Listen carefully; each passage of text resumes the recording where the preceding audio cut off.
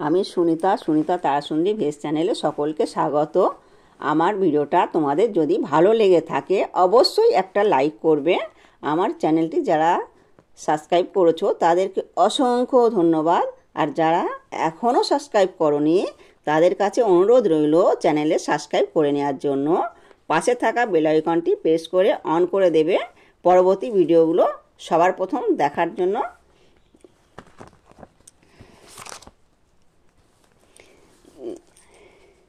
একটি উপকারী ও এনার্জি পাওয়া যায় এইরকম একটি রেসিপি দেখে নিন বন্ধুরা। এখানে আমি 4টে বিট নিয়েছি। বিটগুলো আমি ধুয়ে ছাড়িয়ে নিয়েছি আর এই ছোট ছোট করে পিস করে নিয়েছি। এটা আমি মিক্সি জারে দিয়ে পেস্ট করে নেব। দেখো বন্ধুরা, মিক্সি জারে দিয়ে দিলাম আর এর মধ্যে অল্প একটু জল দেব। আর অল্প একটু জল দিয়ে এটা পেস্ট করে নেব। তো পেস্ট করা হয়ে গেছে আর এটা আমি ঢেলে নিয়েছি। তো বিটের যে তরকারি রেসিপিটা করব এটা প্রথম থেকে শেষ পর্যন্ত দেখতে থাকো বন্ধুরা, স্কিপ না করে। তাহলে তোমরা বুঝতে পারবে যে আমি কীভাবে করছি।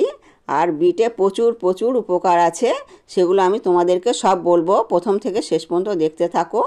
আর বিটের মধ্যে আমি কি মশলাটা দেব সেটাও কিন্তু আমি দেখাবো। ভীষণ উপকারী মশলা একটা দেব আর সেই উপকারী মশলাটাও কি গুণাগুণ আছে সেটাও আমি বলবো। এখানে দেখো বন্ধুরা, আমি 2 চামচ, বড় চামচের 2 চামচ সাদা তিল দিয়েছি। তো তিলটা আমি একটু ভেজে নেব, একটু লালচে লালচে হয়ে যাবে। ও একটা শুকনো লঙ্কা আর 2 চামচ তিল, এটা ভেজে নিচ্ছি। তো তিলে খুব উপকার পাওয়া যায়। তো পায়ে, কোমরে, ঘাড়ে ব্যথা যাদের, তাদের জন্য কিন্তু এই সাদা তিলটা খুবই ভালো। তো এরকম যদি সাদা তিল বিটের তরকারির মধ্যে দিয়ে খাওয়া যায়, আর তিলের তো একটা উপকার আছেই, তো বিটের উপকারটাও আমি বলবো বন্ধুরা। তো এখানে 2টো কাঁচা লঙ্কা দিলাম আর 2 টুকরো আদা আর ভেজে রাখা লঙ্কাটা দিয়ে দিলাম আর তিলটাও আমি দিয়ে দিলাম। দিয়ে এটা কিন্তু আমি একটু ঘুরিয়ে নেব। তারপরে একটু জল দিয়ে আমি পেস্ট করে নিয়েছি, তাহলে কিন্তু খুব স্মুথ পেস্ট করা হয়।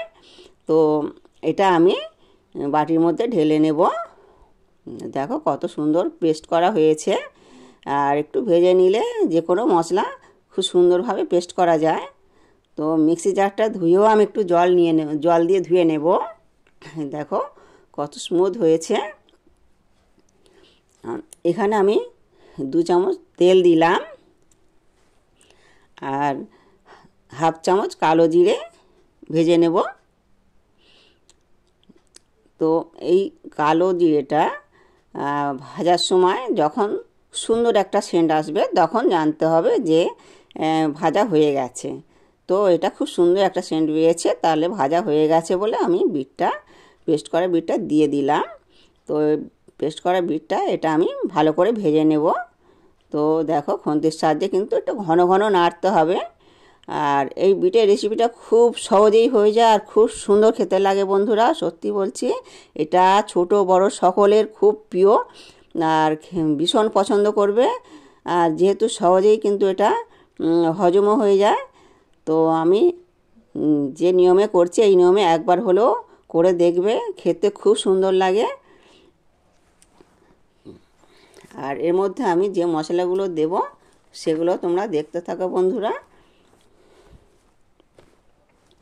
তো এর মধ্যে দেবো আমি পরিমাণ মতন লবণ আর অল্প একটু হলুদ দেবো।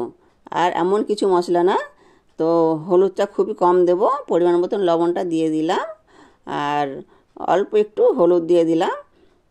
তো এই হলুদ আর লবণটা দিয়ে নাড়াচাড়া করে নেব। আর আমি বলেছিলাম যে বিটের উপকারিতার কথা বলবো, অবশ্যই বলবো। বিট একটা এমনই সবজি, বিট একটা এমনই সবজি, এতে প্রচুর পরিমাণ এনার্জি পাওয়া যায় আর ডায়াবেটিসকে কন্ট্রোল করতে সাহায্য করে। আর এই দেখো বন্ধুরা, যেটা আমি পেস্ট করে রেখেছিলাম ওটা আমি দিয়ে দিলাম। যেমন তিল, কাঁচা লঙ্কা আর আদা, একটা শুকনো লঙ্কা, ওটা পেস্ট করে রেখেছি, ওটা আমি দিয়ে দিলাম।